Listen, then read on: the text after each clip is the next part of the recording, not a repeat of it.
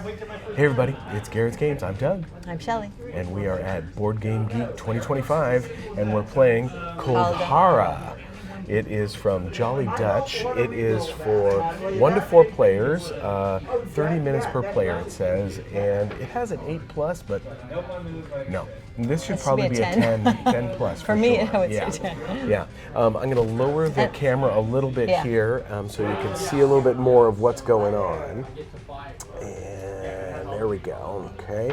So you can see that we've got this long board with cards.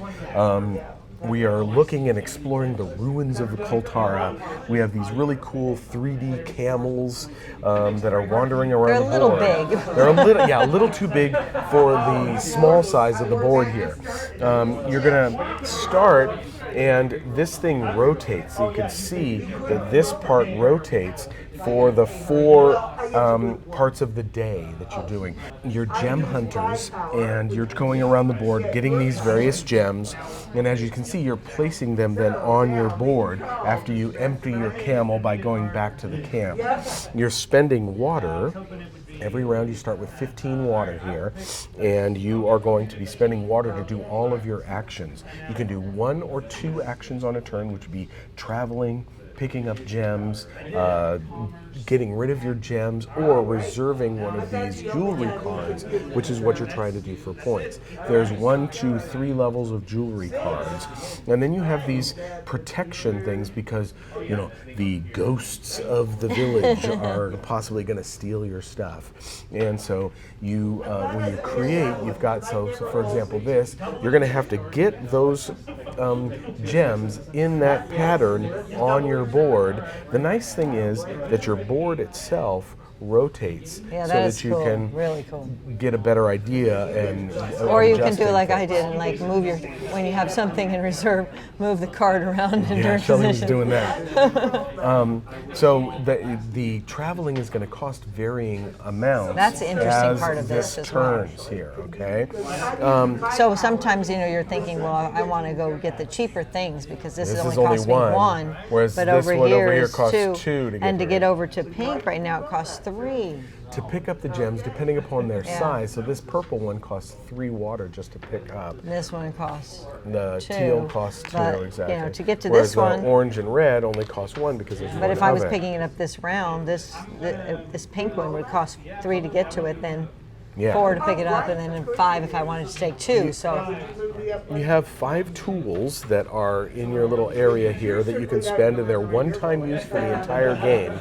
And they allow you to swap gems, to move an entire set, and by the way, you know, the protection and the gem to a new space, to get rid of stuff, you could exchange. To even exchange acts. So I could say, oh, you know what, I'm going to get rid of this, and now I'm going to put a purple in here with a gem. To try to make so one that of these would be happen, a way to use those things.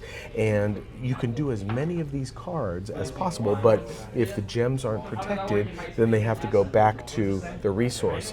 So, and you get those protection by doing a level 1 or a level 2 jewelry card. This is what indicates the protection.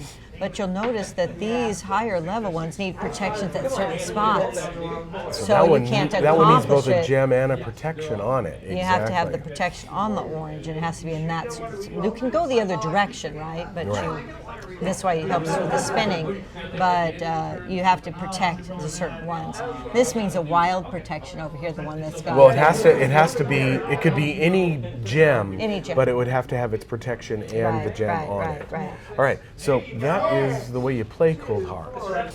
So what do you think of this one, hon? I think it's really good. I like this game quite a bit. Yeah. I think it's hard because it's quite spatial. Yeah. But with more plays, it will get easier and easier. Yeah. But Yeah. I think it's interesting how you're trying to pick up as many gems as you can, because when you go to dump them off, it only costs 1 to dump off and put them anywhere you want. Right, that's true. So if you only pick up a few, then you're paying to move off, so it costs more. Right. However, your brain has to be able to hold all that in. Right. You're trying to And do more than one of these cards, of course, if When you can. also those gems are going to come off, so you can't think that they're going to be there unless there is protection. Well, on but them. you're also thinking, okay, well, if I Yeah. do that little card, then I can protect this gem. After I've removed Yeah, the things, yeah. I've got that gem protected, so then I can have things in positions for, as you could see when we were Right. looking at our boards, that we had a number of things protected by the end of the day. Yeah, and also to do this shape, I had one protected in the middle, so that was like, oh, I'm protecting something, now I don't even want to do that card. Right, but right. you have to remember then that you can use your special one to move them. Yes. All right. So yeah, it's Interesting solid. game. Liked it. I don't know that it's one we need to own. Oh but no, I'm really it's a glad little to too have played spatial it. for me, Yeah. and my wouldn't be in my wheelhouse. Right. But I can say it is a really solid game. It's a lot of fun to do, and it's a good think. Definitely. So again, that's Kuldhara Yeah. from Jolly Dutch for 1 to 4 players, 30 minutes per player, and even though it says 8+ on the box, it's a 10+ for sure. It's hard. All right, that'll do it for this time. Enjoy. Take it easy. Bye. Give us a thumbs up and sir. subscribe.